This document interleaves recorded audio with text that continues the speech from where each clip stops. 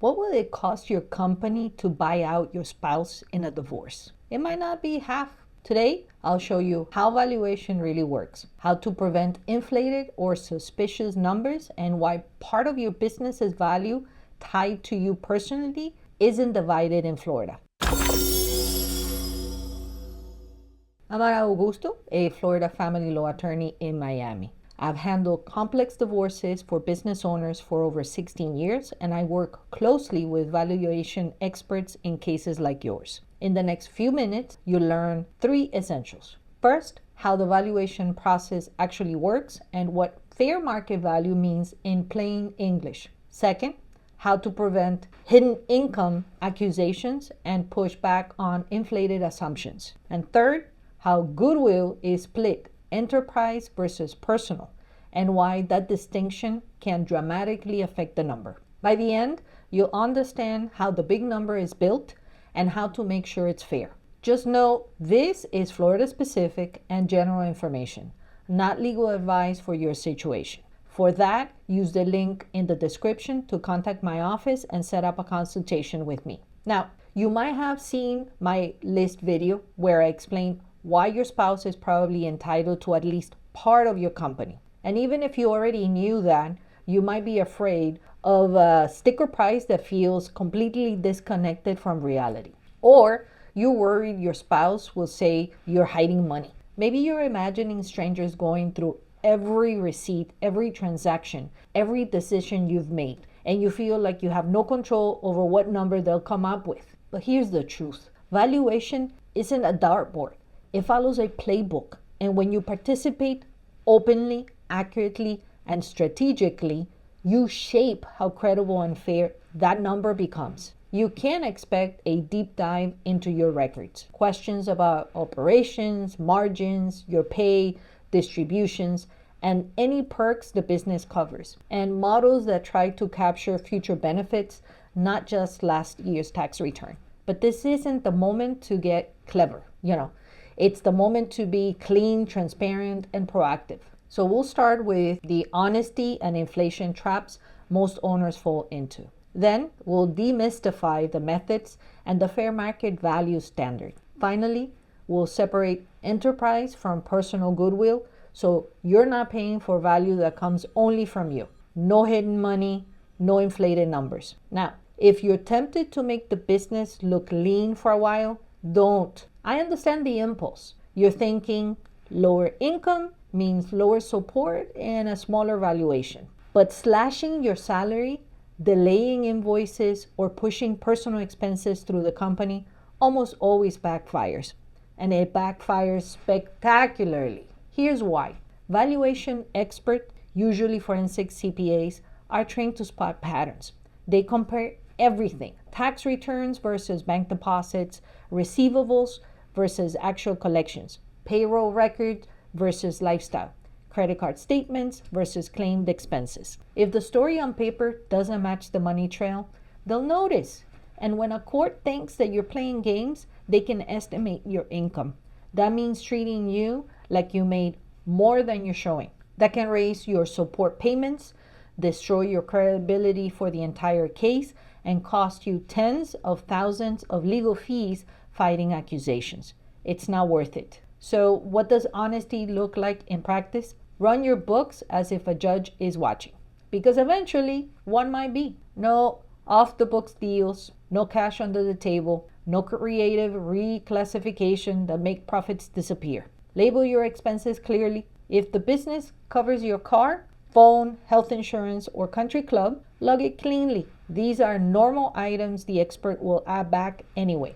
When you put them on the table first, you deflate suspicion before it starts. Now, what about inflated valuation from the other side? Here's where you can push back on assumptions. Watch for the real red flags. Overly optimistic growth rates, you'll double revenue next year, industry multiples from companies nothing like yours, one-time windfall treated as recurring income, ignoring seasonality in your business, skipping working capital needs, minimizing customer concentration risk. You're allowed to challenge these assumptions. Actually, it's your responsibility. An expert isn't a dictator. They're a witness with a model, and that model must connect to your reality. Here's what to do this week. First, build a one-page owner income map. Line 1, your W-2 or draws. Line 2, K1s or distributions, and note when they come. Line 3, in-kind benefits the company pays, like your car, your phone, your insurance, and memberships. And line 4, one-offs like a refund, special projects, unusual events. This single page helps everyone see your cash picture clearly. Second, keep a Friday cash memo going. Every week, take 10 minutes to log what came in and went out and any one-offs. Over time, it becomes solid proof of your cash situation. Third, when you get a valuation report, sit with your CPA and create an assumption reality check. List the key levers that they used. Growth rate. Is it realistic? Margin trend. Does it match history? Risk rate. Are they capturing your actual risk? Valuation multiples. Are the comps actually comparables? Keep it short, clear, and evidence-based. When numbers are transparent and assumptions live in the real world, inflated models deflate and hidden income stories fall apart. Clean inputs plus credible context equals a fair value. Now let's look at how experts actually build that number. Valuation isn't random, it follows established approaches. And Florida's fair market value standards ask one question. What would a willing buyer pay a willing seller with neither under pressure? There are 3 common approaches. Think of them as 3 different cameras looking at your business. First, the asset approach. We add up what you own and subtract what you owe. This works for asset-heavy businesses or those with shaky earnings. Think equipment rental companies or real estate holdings. It asks, if we sold the pieces, what would be the left after paying off the debt? Next, the income approach. We value the stream of money your business produces. Sometimes that's a multiple of normalized earnings, like saying your plumbing business is worth 3.5 times annual profit. Sometimes it's discounted cash flow, projecting future cash and bringing it back to today. The key word here is normalize. We remove the one-time events and add up back owner perks to show what buyer would actually expect to earn. And lastly, the market approach. We compare you to similar businesses that sold. Some industry, similar size with comparable margins. What did buyers actually pay for businesses like yours? Most valuations use more than one approach and find a range. Maybe the income approach says 900,000. The market approach says 850,000. They average to something like 875,000.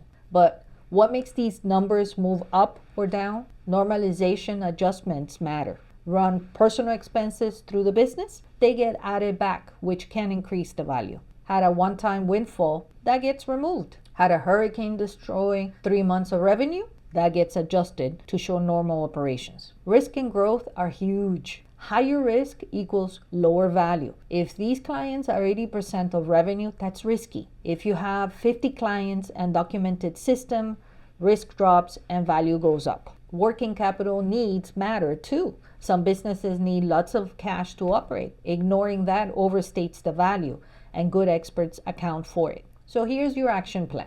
Assemble a clean valuation packet. In it, you want your last 3 to 5 years of tax returns, monthly and annual profit and loss and balance sheets, bank and credit card statements, payroll reports showing your compensation, operating agreements and ownership documents, a list of major contracts and leases, and a list of owner perks. Top it off with a one-page business snapshot that summarizes your entity type and ownership, a revenue trend, employee count, and basic description of what you sell and to whom. If you have a neutral valuator, write a brief context memo. Flag seasonality. December is 30% of our annual revenue. Note one-offs, 2021 PPP loan of 85,000. Mention client concentration, top 3 clients are 45% of revenue. Keep it factual with no spin. Once you understand the methods and the levers, it stops feeling mysterious. You can see how a buyer would view your business, and you can provide the facts that matter. And now for the part that can save you hundreds of thousands. Part of your business value is intangible. That's the goodwill. It's your reputation, your brand, systems, relationships. Basically, everything that goes into the special sauce that keeps your customers coming back. Florida law draws a critical line here. Enterprise goodwill versus personal goodwill. And only enterprise goodwill goes into the marital pot. Let me give you a few examples to help you make it clear. Enterprise goodwill is transferable. It stays with the business, even if you leave. Think about a McDonald's franchise. The brand, the systems, the location, all enterprise. A buyer gets that value even if you disappear. Or a landscaping company with crews, contracts, and equipment. The routes, the reputation, the recurring revenue, those would be mostly enterprise. Or a medical practice with multiple doctors and established procedures. The patient base comes for the practice, not just one doctor. Enterprise. Personal goodwill walks out with you. Its value is tied to you personally. The financial advisor whose clients only trust them. The architect whose unique style drives all the sales. The lawyer whose personal reputation brings every case. The consultant whose specific expertise is irreplaceable. If you left, that value evaporates. A buyer can't really purchase your personal magic. In Florida divorces, personal goodwill doesn't get divided. That can be huge for owner-operators and professionals. Imagine a marketing consultant.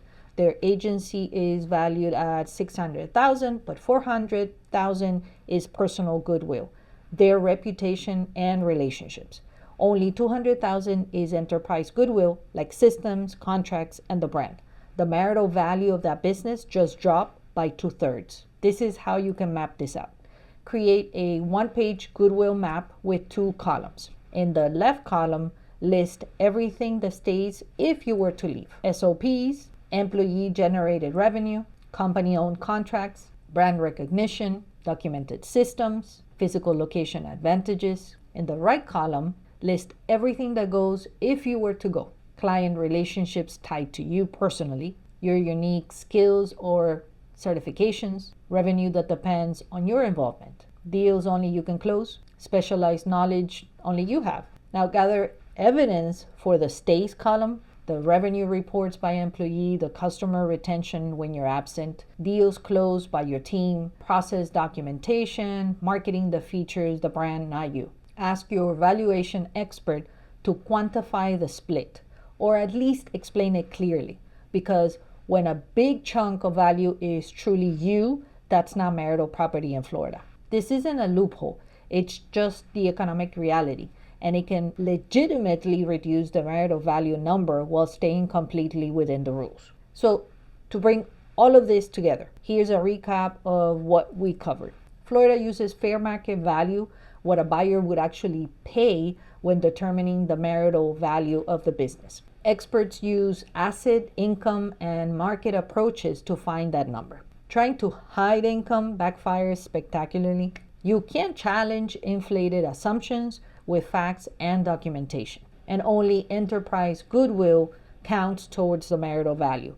Personal goodwill tied to you doesn't. If you keep records clean, explain anomalies upfront, and map out goodwill with evidence, you are far more likely to get a fair, defensible valuation. Want to do this right? Grab the free Florida Business Owner Divorce Readiness Kit linked below. Inside, you'll find a business asset map to help with valuation, a template for the Friday Cash Memo to track cash, your reality, and more. These tools transform a confusing process into a straightforward checklist you can start executing today. Now, if you started this episode thinking valuation was a black box you couldn't influence, now you know the methods, the levers, and the traps to avoid. You understand how your records and the context can shape the result. And you know that value tied only to you isn't divided in a divorce in Florida. That knowledge changes everything. You can engage experts without fear. You can read reports and spot what fits and what doesn't.